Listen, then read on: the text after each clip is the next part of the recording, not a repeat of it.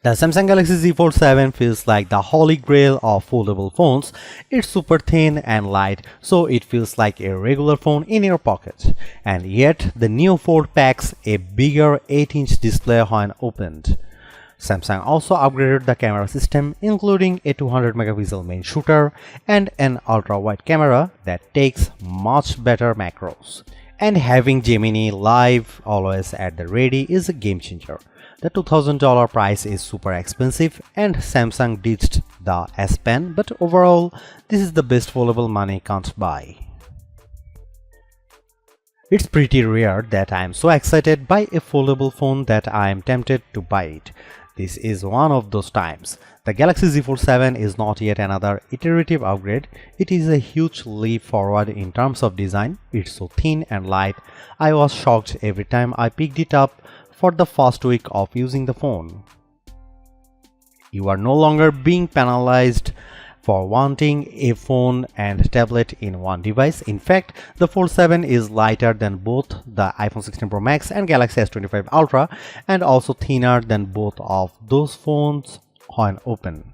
That's pretty freaking amazing for a foldable with a enormous 8-inch display on the inside, a 6.5-inch screen on the outside, and a powerful new 200 megapixel camera.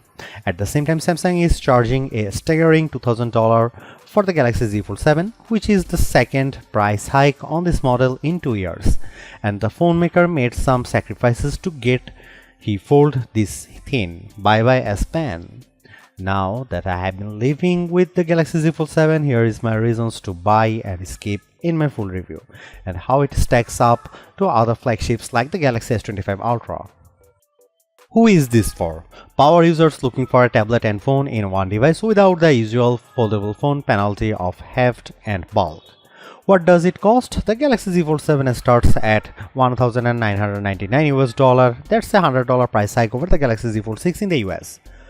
What do I like? The amazingly thin and light design, the larger displays, more advanced 200 megapixel camera, and the seamless integration of Gemini Live AI. What do I not like? Other than the sticker shock of that price, the unsightly punch hole camera on the main display, and the just okay battery life, some may miss the S Pen. The Samsung Galaxy Z Fold 7 starts at $1,999 US for 256 GB of storage and 12 GB of RAM. No, that's not a typo. That's $100 more than the Galaxy Z Fold 6 and the most expensive phone you can buy in the US. The Fold 7 is more affordable in the UK and Australia, with prices starting at £1,799 and $2,899 Australian dollar. Opting for the 512 GB model will run you $2,199 US. Want to try 1 terabyte? You are looking at $2,419 US, but at least that includes a bump in RAM to 16 GB. Let's get something out of the way. The Galaxy Z Fold 7 may not be the thinnest and lightest puka-style foldable in the world, but it is such a huge improvement over the Galaxy Z Fold 6 that it feels like a totally new device. Measuring 8.9mm thick, folded and 4.2mm unfolded, the Z Fold 7 is 26% thinner than the Z Fold 6, and when I hold them side by side, the contrast is dramatic. Seriously, it's the difference between wanting to carry this phone in my front or back pocket and using a coat pocket or my bag. For those scoring at home, the Honor Magic B5 is reportedly 8.8mm thin when closed and 4.1mm when open, but that's not a phone that's available for sale in the US. Samsung says it's made the Fold 7 more durable too, thanks to a new Armor flex hinge that more evenly distributes stress, an advanced Armor aluminum in the frame and hinge that increases strength, and a main display that's thinner but stronger. During my time with the Galaxy Z Fold 7, it felt pretty durable despite being so thin, and I like how the hinge barely protrudes when closed. But note that this foldable is just IP48 rated once more, meaning it's water resistant but not dust resistant. I won't be taking the Fold to the beach.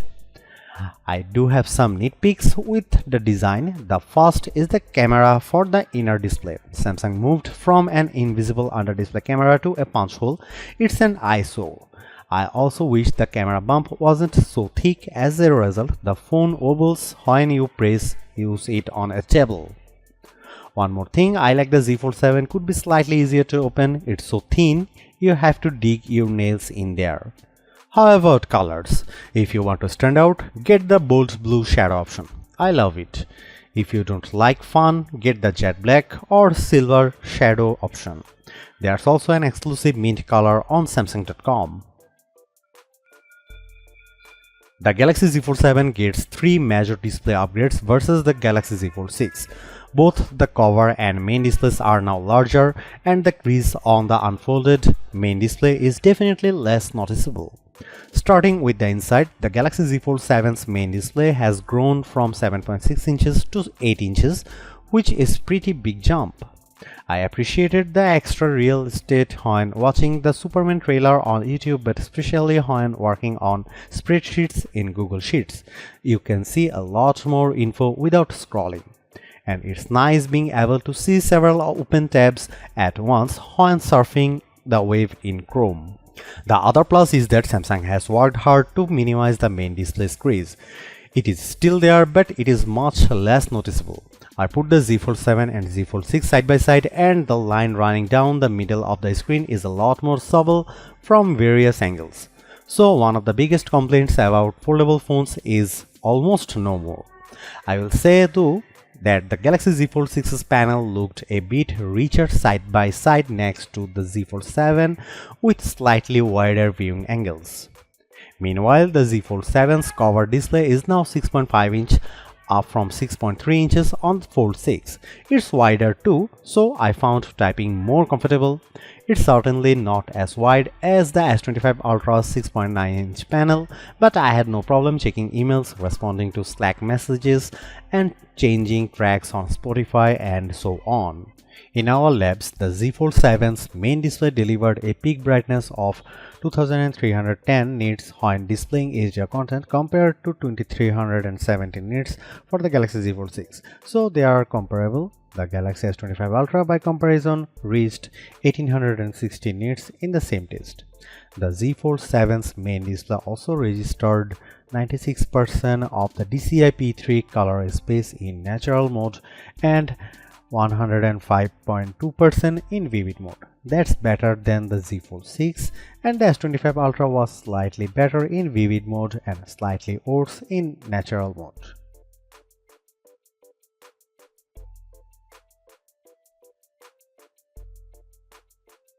The large camera lump on the back holds the 200 megapixel main, 12 megapixel ultra wide, and 10 megapixel 3x telephoto cameras. The Fold 7 also has two 10 megapixel selfie cameras, one in each screen. The main 200 megapixel camera is the best of the bunch, matching that from the S25H.